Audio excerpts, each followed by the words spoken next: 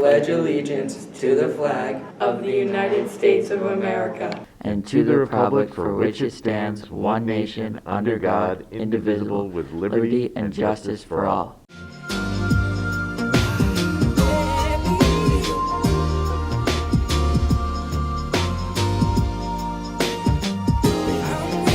What's up, guys? It's the news. First full week of April.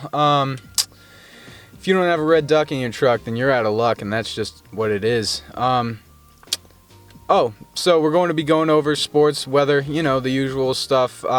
Some cultural things like Eurovision. We're going to be going over that with Miss Kean and Miss Strelke.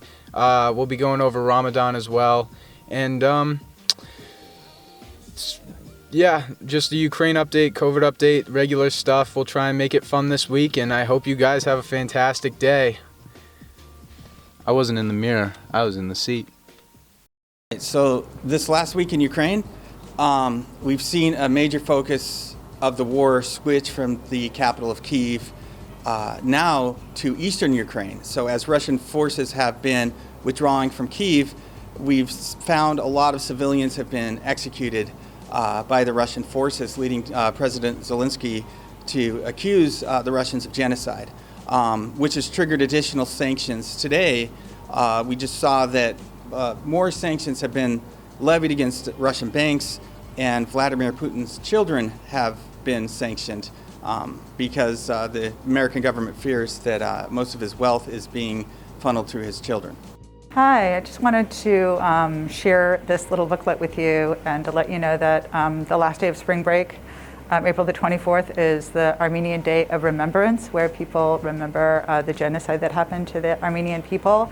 And that's the genocide that the Armenians have been wanting the government of the United States to recognize since it happened. And this year, they finally recognized that what happened to the Armenian people was a genocide. And this is actually something that I never learned about when I was in school. It wasn't covered in our history lessons, and I'm proud that at Frontier we're teaching about it. And I wanted to share this booklet with you because I met an Armenian American when I moved here 6 years ago, who started inviting me to go to these events and wrote about her experience.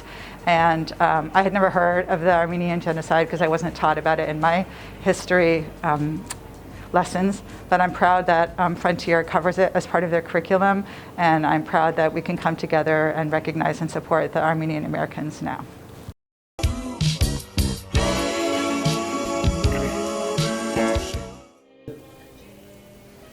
So we've talked about the BA2 variant. The U.S. is warning the BA2 variant could possibly cause a new spike in the U.S. They're concerned because it is between 50 and 60% more transmittable, although the symptoms are not as severe, and around 70% of current COVID cases are this new BA2 variant. So China currently has 10,993 average cases. However, Shanghai has just extended its lockdown to the entire city. The United Kingdom is sitting around 85,398 average cases. France has 135,034 average cases. Germany has 189,379 average cases. Italy has 67,068 average cases. Vietnam has 76,507 average cases. And the United States, last but definitely not least, with 29,713 average cases. Make sure that you're staying aware of this variant, checking for symptoms at all, getting tested, getting vaccinated if you can. Some people are eligible for a second booster. So if you have any family members or friends that are eligible for that, that's a good idea, 100%. Just make sure you're watching out for COVID stuff because these numbers aren't at zero, and that's scary.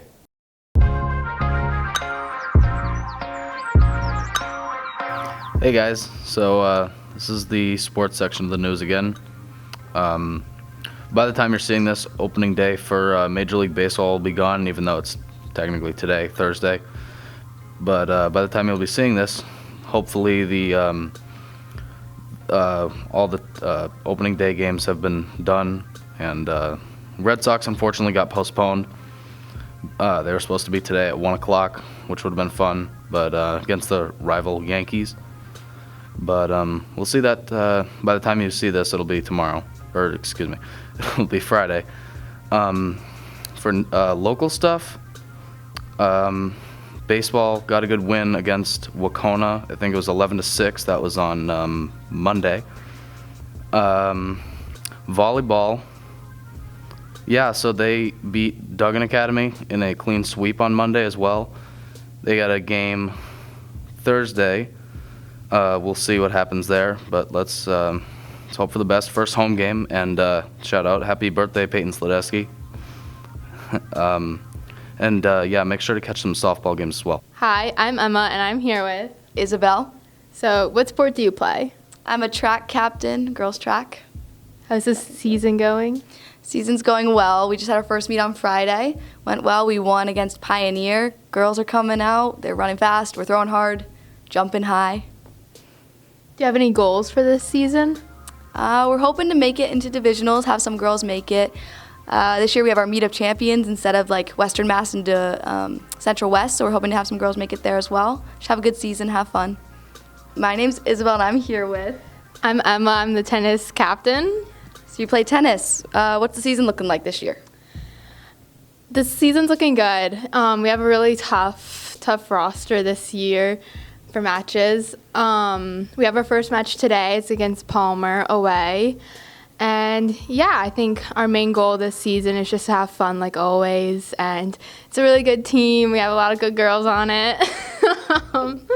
It'll be a fun season for sure. Any other goals besides what you just mentioned?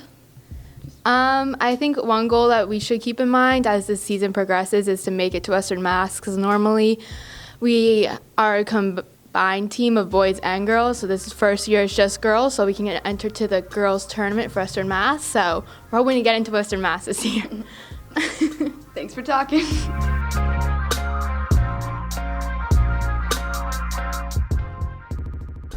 The USFL is a new football league. They start on April 16th, 2022. There's 8 new teams consisting of Pittsburgh Maulers, Michigan Panthers, New Orleans Breakers, Houston Gamblers, Birmingham Stallions, Philadelphia Stars, Tampa Bay Bandits, and New Jersey Generals. But this was an older football team that played through 1983 to 1985. But now they're making a return for 2022.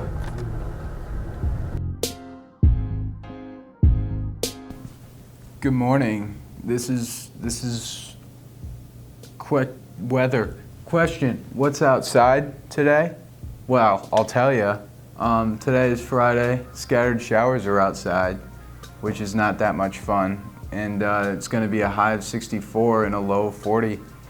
Saturday, there's going to be regular showers, which is just constant, which is not good, but you know, the high is going to be colder, 58 degrees, the low is going to be 39, also colder. Then Sunday, partly cloudy, which is better than, you know, past Friday, Saturday. The high is going to be 56 and the low is going to be 38.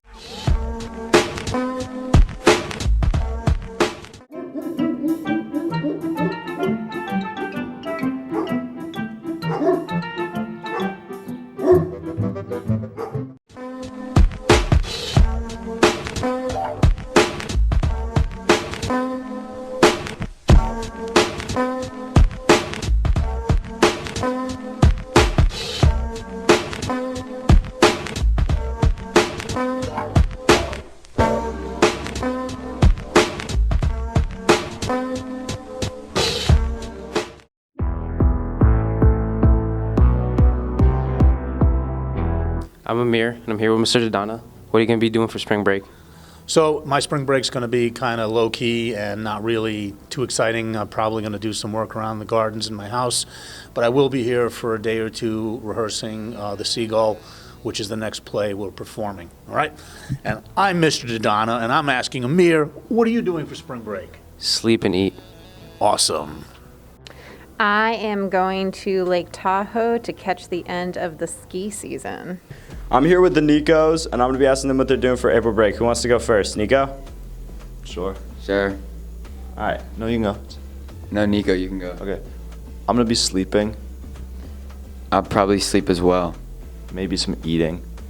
I'll probably do that too. Preferably pizza. Pizza sounds good. That is the Nico Minute. I don't know. What are you going to do? That's my job. I'm going to Florida, Naples. That's far. What are you doing, Allie? I'm house sitting. That's it? Yeah, and studying for my AP exam. I'm going to go to track practice, and I'm pretty sure we have a track meet on Friday, and I'm also going to hang out with friends. All right, that sounds awesome. Pop out to track. What are you going to do, Shelby? I'm going to socialize and get ready for prom. All right, that sounds awesome. Have a good April break, Frontier. Hey there, I'm Chakri, and I'm here with this week's HOSA Health Minute. This week's Health Minute throws the spotlight on alcohol. The month of April is Alcohol Awareness Month, which aims to bring awareness and understanding to the nation's #1 public health issue, alcohol abuse. This year's theme is Changing Attitudes. It's not a rite of passage. Current statistics show that 5,000 youth under the age of 21 die each year due to drinking alcohol. In addition, there is significant scientific evidence that alcohol significantly impairs learning and memory in teens.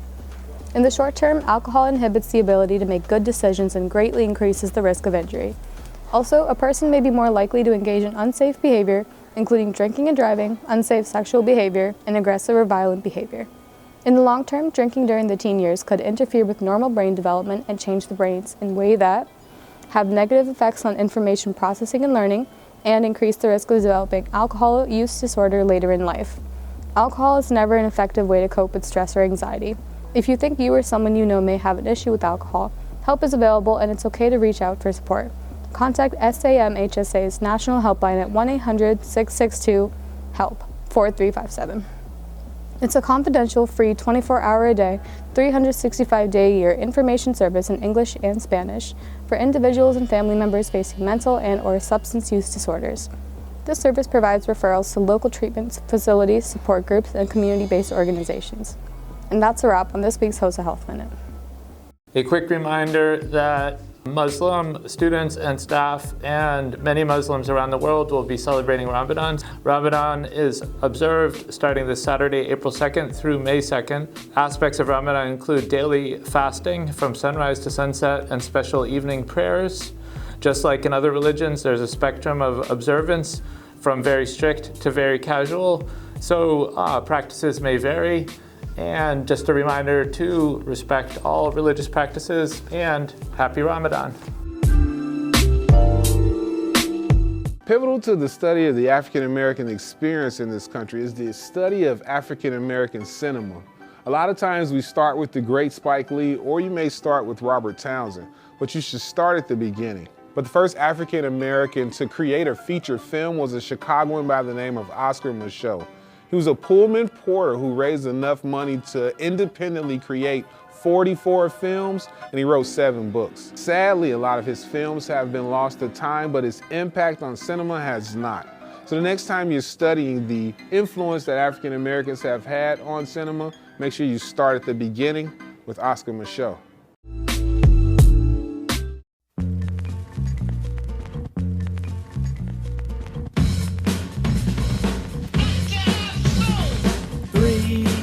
That's a magic number.